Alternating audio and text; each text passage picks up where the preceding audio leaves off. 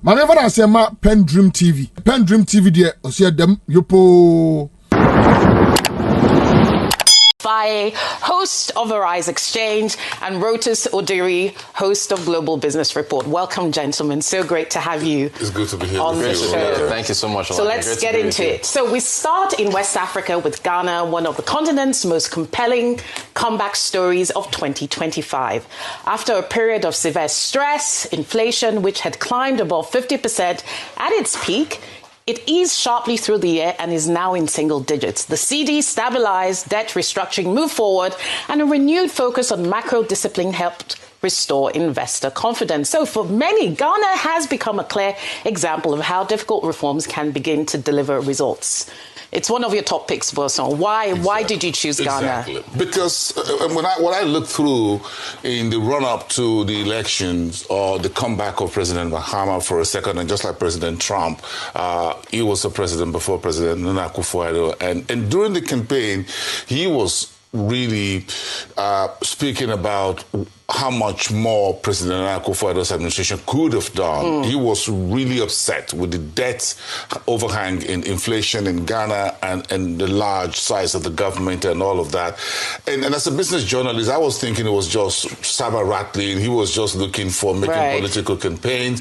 And then he got into office, President Mahama, and we're just talking about the 12 months of President Mahama, and he has been able to deliver inflation to single digits.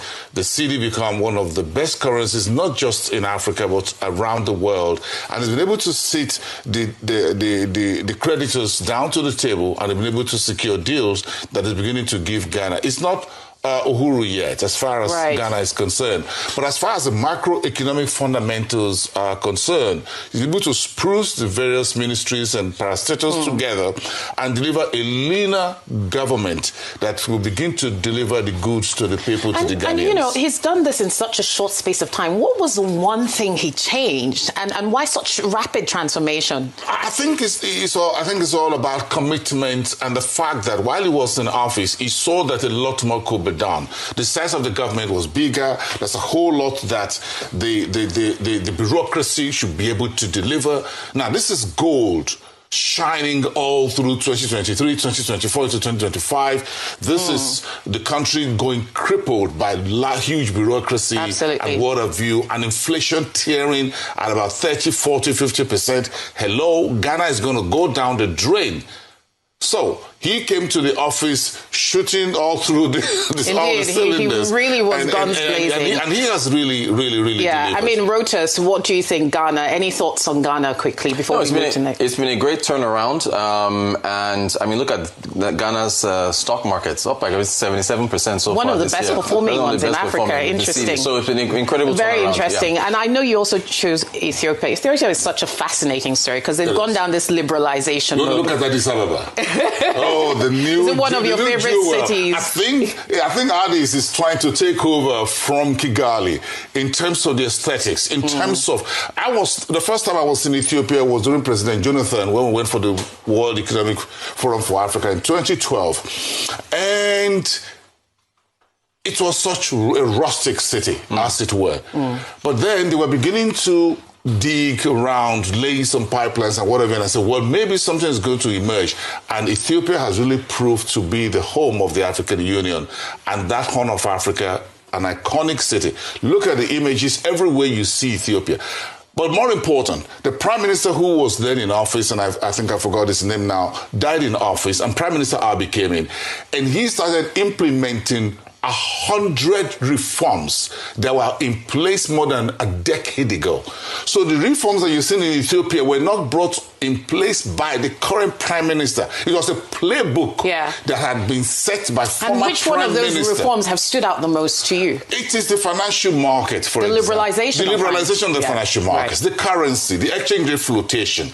Today, the barrel is doing about 185 to the US dollar, for instance. They just did a $50 million today of weekly auction. They've opened up the banking sector to foreign and international investors. Standard Bank of South Africa is back in Ethiopia, got a relicensing. Then they're also working on a new calibration, Basel II and Basel III capital framework, which was announced yesterday, December the 15th, to have a new capital structure for all the banks in Ethiopia. They set up a new stock exchange, set up a new securities and then they've done the diaspora investment. They've done the diaspora investment. But the biggest story for me was the Renaissance Dam. It shows how much Africa can leverage its own home and diaspora money to build a $8 billion dam. Incredible story how Ethiopians had faith in Prime Minister Abiy's administration, and that they were sending money home. And this money did not go into any private pockets. It went into that particular dam that will be delivering between 2,000 to 4,000 megawatts. And hold on a second, a few days ago, almost 6 countries around Ethiopia will be getting their power supply from that dam. Incredible story. I really love the diaspora investment infrastructure. That model should be replicated across. But Zambia is also really fascinating. You picked it. And recently they actually got pulled out of junk status, right? Default, right? Yes. What stardust did they sprinkle there? The G20 framework issue for Zambia was amazing.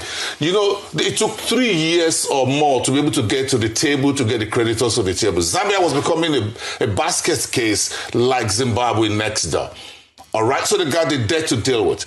So President Ichilema, of course, is a billionaire businessman. So what he did, one of the first things he did was to bring all the copper belt, the copper companies and all of you, bring everybody back, because nobody was ready to put a single dime in Zambia any longer for copper, and they were going elsewhere. Right. So he was able to bring them back to the table and restructure the holding company for all the royalties and assets of Zambia into that company, and make sure that all that money goes to that company on the stock exchange. As at the month of November, that company was worth $1 billion US. Copperbelt itself, which is the biggest copper investor in Zambia, was $1.2 billion a listed company. So when you look at Lusaka Stock Exchange, the Zambia Stock Exchange, where Dangote has a cement and UBA has a very strong subsidiary.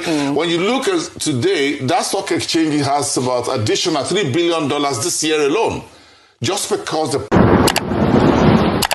Beloved Ghanaians and distinguished members of the New Patriotic Party, I bring you warm greetings of hope, reflection, and renewed commitment to our beloved nation, Ghana.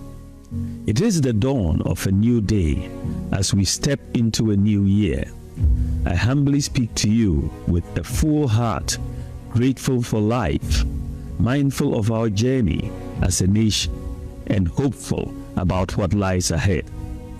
A new year gives us a pause and a moment to reflect on where we are coming from, the choices we have made, and the future we still hope to build together with quiet thought and renewed resolve. I know that for many Ghanaians, the past year has not been easy. Parents have worried about providing for their families, and unemployed young people have wondered when the 24-hour economy will provide them the promised jobs. Traders, workers, professionals, and farmers have all felt the pressure in different ways, notwithstanding the improved macroeconomic stability. A lot has happened since 7th December 2024, and I know many of us continue to reflect on it every day. I congratulate President John Dramani Mahama on his first year in office, and I sincerely wish him well in the discharge of his mandate. The Ghanaian people have bestowed a sacred trust on him, and he cannot afford to fail them. I therefore urge him to continue to guard jealously the peace, stability, and unity of our nation. Ghana has always stood out as a beacon in a region that has seen too much turmoil and instability. The foundation President Mahama inherited was solid in many ways. It is imperative that we build on it and not let it slip. I say this because this matters more now than ever.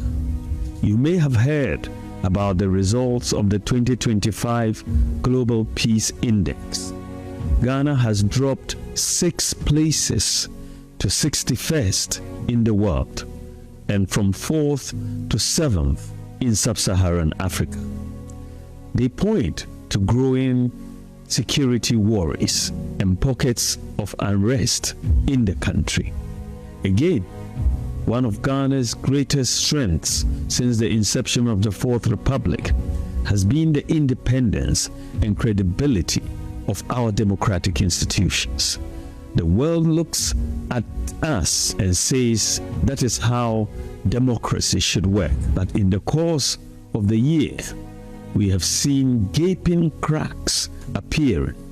For example, the manner in which Ghana's 3rd female Chief Justice was hounded out of office in fulfillment of a campaign pledge hurt many of us who believe in the independence of the judiciary. Let me stress unequivocally that when institutions are weakened, democracy is weakened. When institutions are politicized, trust is lost. Ghana's democracy must never be sacrificed on the altar of short-term political advantage. There could be no turning back for our nation.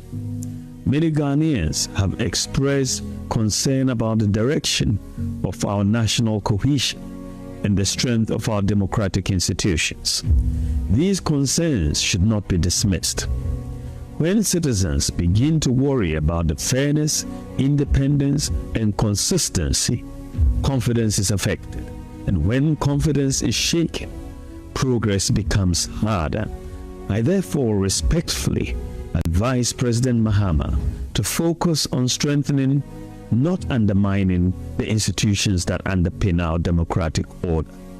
To my brothers and sisters in the New Patriotic Party, this is a defining moment in our journey. Ours is a party founded on the principles of freedom, justice, and opportunities for all. These ideals demand more than slogans. They demand unity, discipline, and leadership rooted in selfless service and unquestionable character. As a family, we may differ in opinions, but we must never differ in purpose. Division weakens us, unity strengthens us, and history will judge us not by how loudly we speak, but by how wisely we choose. This new year calls on us to rally together and to select a leader of integrity, dedication, and a genuine spirit of service, someone who understands that leadership is not about privilege, but about responsibility. It's not about a few people prospering, but about every Ghanaian having a fair chance to succeed.